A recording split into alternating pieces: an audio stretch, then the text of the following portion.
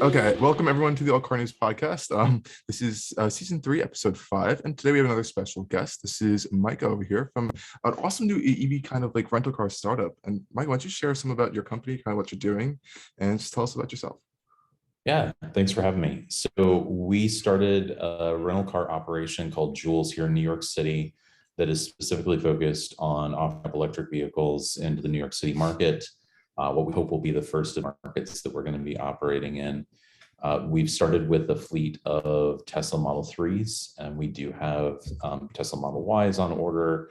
We have some Rivians on order, Lucid Motor Air actually as well. So a lot of kind of interesting vehicles that we're hoping to put into the mix of the fleet.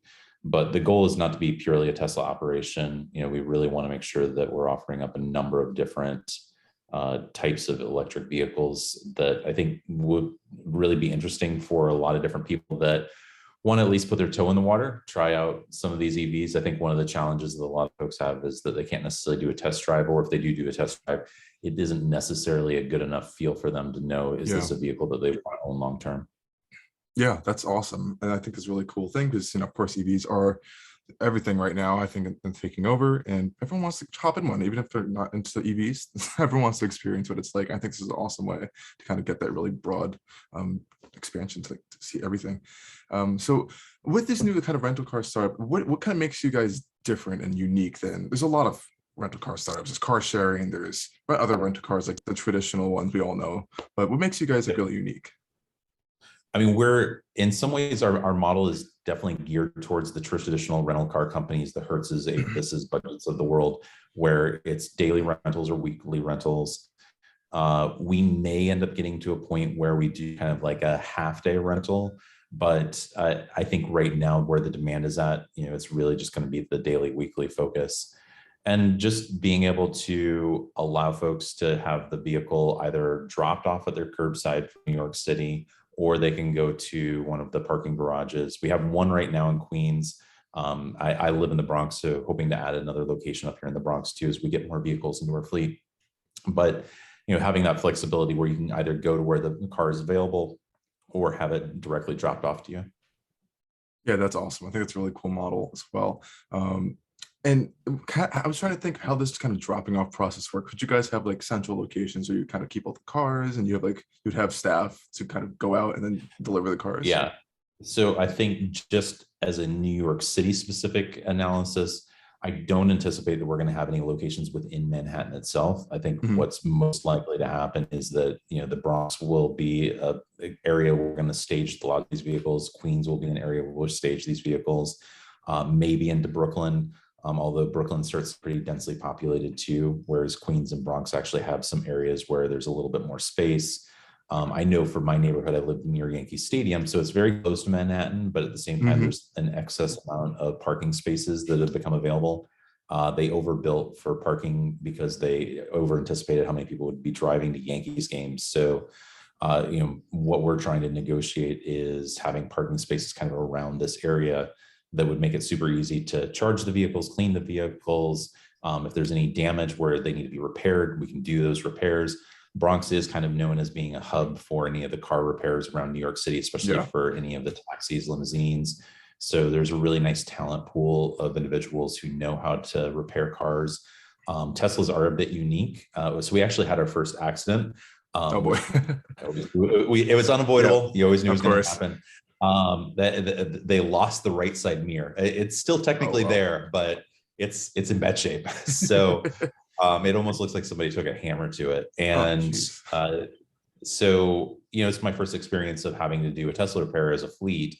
And there's definitely delays in terms of getting parts. So then kind of understanding, all right, if we extrapolate this out to 20 vehicles, 30 vehicles, do we need to have certain parts that are regularly available to us? And then do we need to train our staff so that way we can kind of handle some of these things in-house? These are all things that we're discovering as a startup and kind of trying to figure out like what's the best way operationally so we can be able to scale and be successful and, obviously financially profitable too. Of course. That's awesome. And how do I'm guessing you're going to end up using some sort of like an app or something to kind of like access everything and have like get all the cars to area. Yep. So the idea is that we have right now, to be clear, listed on Turo. If you go to Turo, we are the only Teslas that are in New York City proper, and you'll see them over in Richmond, Queens. You'll also see stuff over in New Jersey, but in terms of being available within New York City, we're the only Teslas that are available in New York City. What we have been developing and what we anticipate going live here at the beginning of March is our mobile apps, as well as our website's in beta. People can check it out. Nothing can be completed in terms of transaction, but we are kind of opening it up to public testing because we want feedback. We want people to tell us, like, this is what I like, this is what I don't like. We try to really be a very clean, nice design, but public feedback is always helpful, especially as we're getting the product off the ground. And I can't afford to go and be spending money on market research people to tell us what they do and do not like about the website. So any public feedback, greatly appreciated. Yeah, definitely. I mean, and you know what? Just having the Tesla connected to it, I think you'll have a lot of people looking at it already, and I'm sure they'll offer feedback if there's anything as well, which I think would be pretty cool. Yeah, for sure. And so you said you're on Turo right now, kind of like going through there. And what kind of makes you different than like that Turo experience? Because with Turo. Yeah. So yeah, and funny enough, it was a Turo experience that inspired me to start this business. I ended up renting from a Turo host who was based in Connecticut, because at that time there were zero Teslas or any vehicles that you could be able to rent within New York State because of New York State law. And so I ended up going up there, and I was able to rent out a Model 3, took it on a road trip down to Virginia. And it was kind of that aha moment where I was able to see that there are a lot of unique challenges to running and driving a Tesla that don't exist with a gas car. One, the charging. Two, you're talking about a fairly complex computer. I say this as a tech person, even that, there's just a lot of different functionality that's centered around the console that doesn't necessarily apply to a traditional gas car. So we wanted to make sure that we were educating customers about like what they need to be thinking about as they're driving the car, how to properly drive the car, how to make sure you're getting the most mileage out of it. We do have limits on the car too. So for example, we set the speed limit to 79 miles per hour. Actually, we got a complaint on Turo. If you look at our Turo reviews, somebody was like, I can't believe these guys set it to 79. I was like, well, speed limit around the Northeast is 65 miles per hour. So I think we're being pretty generous by giving you 14 miles per hour over the speed limit. But so we really are trying to kind of create a unique experience around renting these vehicles that makes it safe, makes it understandable, and also makes it easy for people to reach out to us while they're on the road. And that's one thing that when you rent a car with Turo or with Hertz and Avis, you don't have anybody at Turo or Hertz and Avis to be like, hey, this Tesla's having this issue, or what does this mean? There's no expert there that you can call. Even if you were renting the Nissan Altima, there's nobody to call and say like, what's going on with this Nissan? It's just, the traditional model has been, here's your keys, good luck, don't call us unless you're in an accident. So what we really want to do is have a much more highly engaged experience, which is what I ended up getting from this host from Connecticut when I rented his Tesla. I had his phone number, we FaceTimed, we texted, and over the course of a 1-week trip, maybe I interacted with him 10 minutes. It wasn't like, I was one of those annoying customers like, tell me this and this and this. But it was just such a clarifying moment for me. Like, man, if I'm a fairly tech savvy person who has spent a career in IT and I have these types of questions and experiences, what's going to happen with somebody that like has no tech background or limited tech background that's getting behind the wheel of these vehicles? And how do we actually make an experience as a rental car operator that tries to shift that a little bit and makes it a much better experience for folks? So that's really the goal. That was the inspiration. And I think that is the differentiator with Turo, because you're going to find every host that's willing to do that. And what we've seen is Turo is more of a listing service than they are truly a car rental company. They rarely kind of get involved. I mean, I've had one friend who he moved down to Austin, Texas, listed his pickup truck. The very first rental he got, the person stole the car. And so he ended up having to really had GPS on it. So he was able to kind of figure out where it was at. And it became, a quality Texas confrontation. People have guns, and he's trying to get his car back. And Turo's response was, not our problem. And so, you kind of process that for a moment. It's like, oh, wait a second, both as the renter as well as the owner of the vehicle, like I have pretty limited protection here in terms of what happens. Yeah, and it's interesting because I saw an example on someone I follow on Twitter had this example. They rented a car.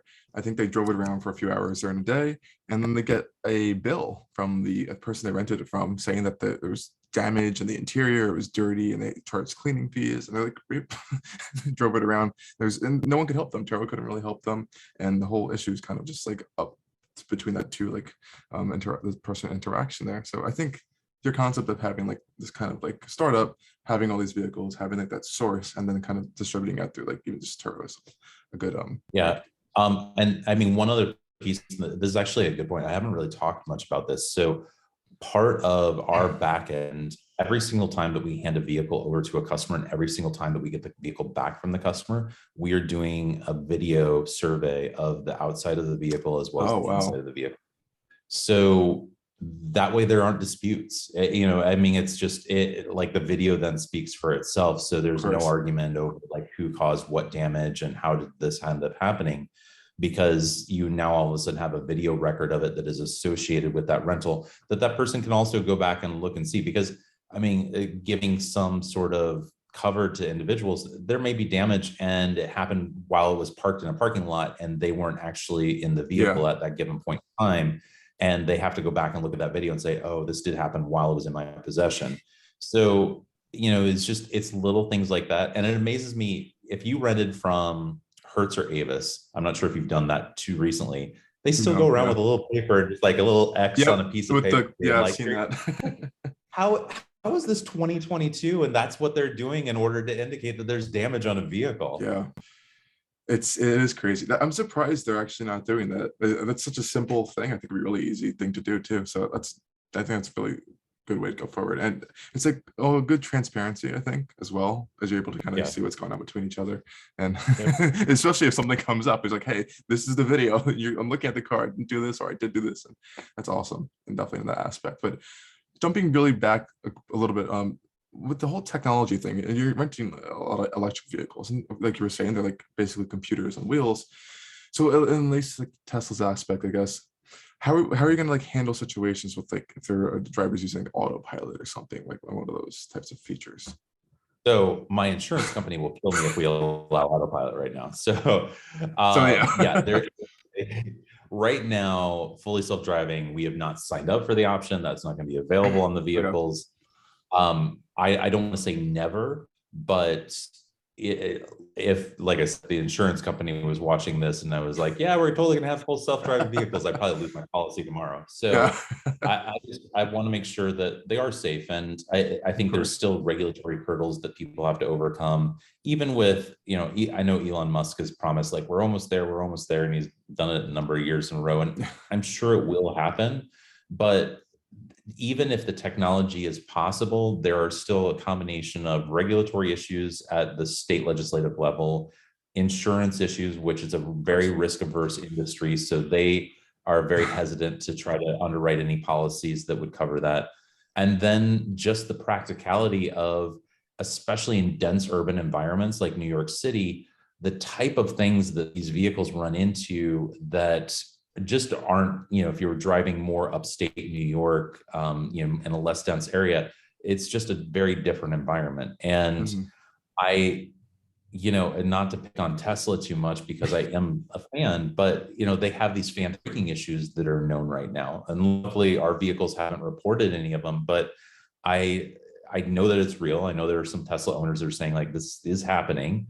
And, I'm thinking to myself, okay, you have phantom braking, but somehow I'm going to totally trust that the car can drive itself. Like there's a disconnect there between the reality of where the cars are right now versus, expecting that they can be successfully launched for fully self-driving. For sure.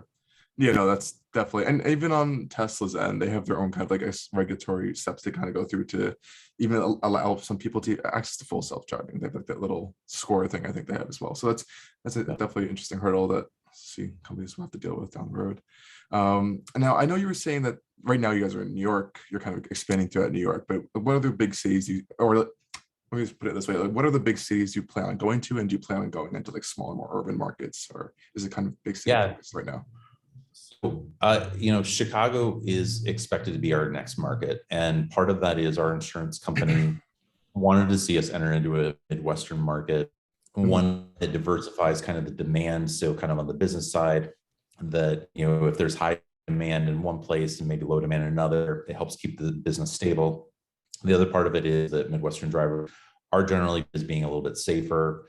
It's just Chicago made sense for us. I also have a longtime business partner and friends. I used to live in Chicago. So just it made sense strategically for us to look at that market. With that said, the top markets for rental car companies is South Florida, Orlando, Southern California, Phoenix. So we're absolutely looking at a number of key markets, including the ones that I just listed out there, that would make sense for us. I do think we will see, particularly for Southern California, more competition from Hertz, because that seems to be where their Model 3s have really been deployed at. You can't find any of their Hertz vehicles in the Northeast corridor that I've been able to search on their website anyway, because I've regularly been checking to see, like, is there a Model 3 even available? Because I see these ads all the time, and I'm just convinced, like, they must be swimming in Teslas over there, but there's not a single Tesla that's actually available. And one thing, I think this is also another really interesting differentiator for us, is when I go on to a site like Hertz, I am selecting either a mid-size sedan or an SUV or a minivan or something along those lines. And then you kind of just end up with whatever random car that they end up giving you, because that's what's available. On our side, we are actually trying to make it more of a, you've selected a Model 3, you're going to get a Model 3 or maybe a Model Y, because that's considered to be a little bit better. You're going to get something that's actually in line with what you're expecting, not just, another random off-brand, because these cars are very different. And so when we add Rivian into the mix, when we add Luce into the mix, it's going to be the exact same thing. Like this is the vehicle that you reserve, therefore this is the vehicle that you're going to have. Yeah, that is a good model. That's definitely. Yeah, I think it's really exciting stuff you're doing here, and I'm super excited to see how far this goes. But another just one question I'm trying to see where you guys are going to figure out with what happens with charging, with the vehicle charging. Are you guys going to have these charging stations somewhere, or is you going to rely on the customer to kind of fill that up for you? So I will say, and again, this gives credit to Tesla, and one of the things they've done very well, which is that they have a network of superchargers that are very prolific around the country, easy to access. When I've done my road trips, I've always been able to find ones that are convenient to the interstate and I'm able to charge very quickly to get back on the road. So we are going to, for the Tesla side of things, be continuing to tap into that. With that said, we know with some of the other manufacturers, they do not necessarily have their own charging network. They're relying on places like Blink, and ChargePoint. I'm trying to think through all the different names. Yeah, Electric America, all those. Yeah. So I think the expectation will be is that we will work with a lot of the different charging networks. Our goal would be to be interchangeable with them, allow for us to be able to tap into any of them. There is definitely a possibility that we would have some of our own charging stations, but I don't necessarily see us being the charging network. That's not the main focus. It would mostly be to augment anything that's already out there, help support our customers.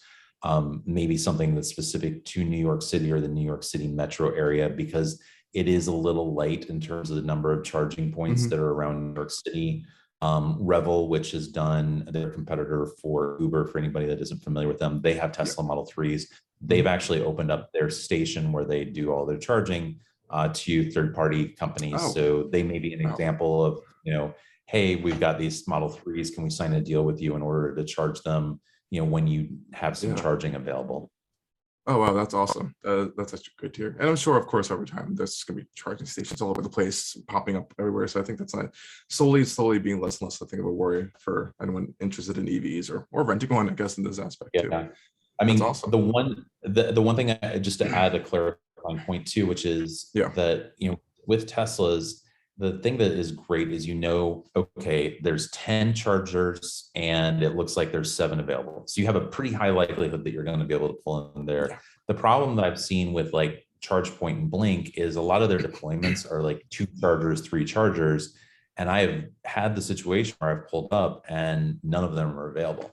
Oh, wow. And especially if you're towards the end of your battery, like, and then all of a sudden you're thinking like, am I going to have to drive around further? Like, it creates this anxiety that you do not want to give to a customer. Yeah. So I do want to make sure that, you know, as we look at the charging networks, that the places that we're recommending are the types of places where it's showing immediate availability and you know that there's far more than just 2, 3, 4 chargers that are there. Definitely.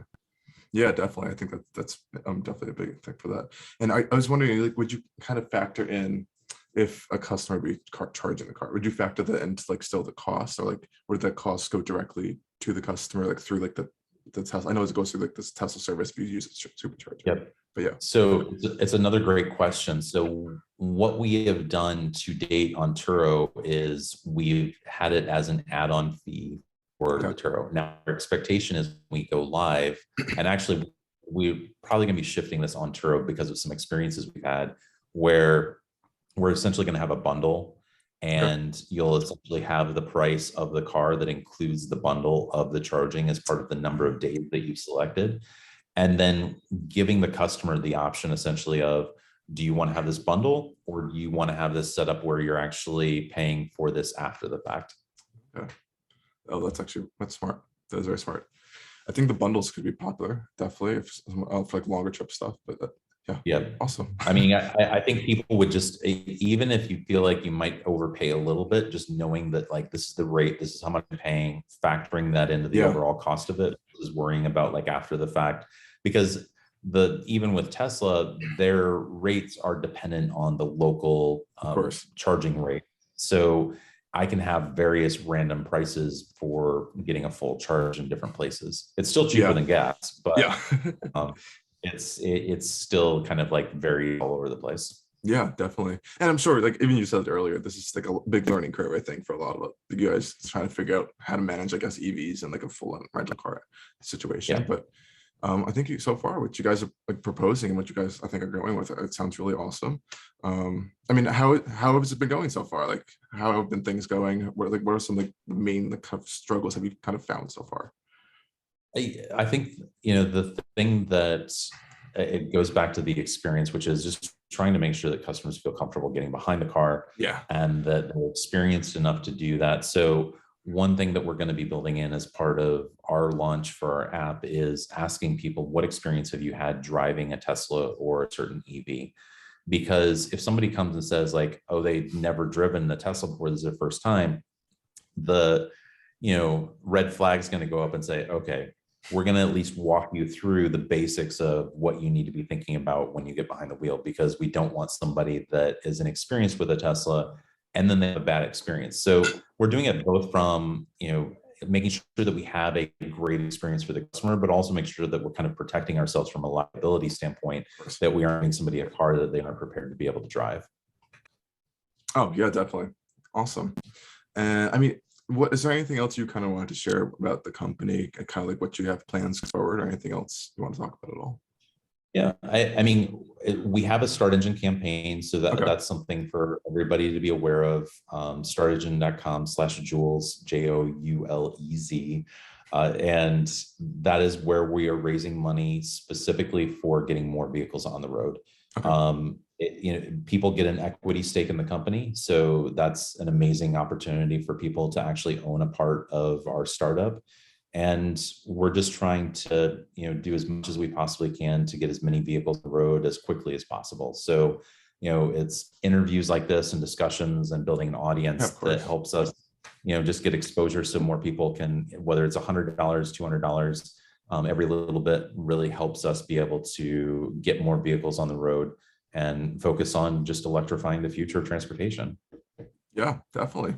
That is awesome. And I wish you guys the best of success. And hopefully when I'm back in New York, maybe I'll try to go rent one and check out the whole service. I think that'd be awesome. But thank you so much for taking time out of your day to come on and sharing your stuff about yourself and your company. And wish you the best of luck with everything going forward. Thanks for having me, Justin. Of course. Have a great day.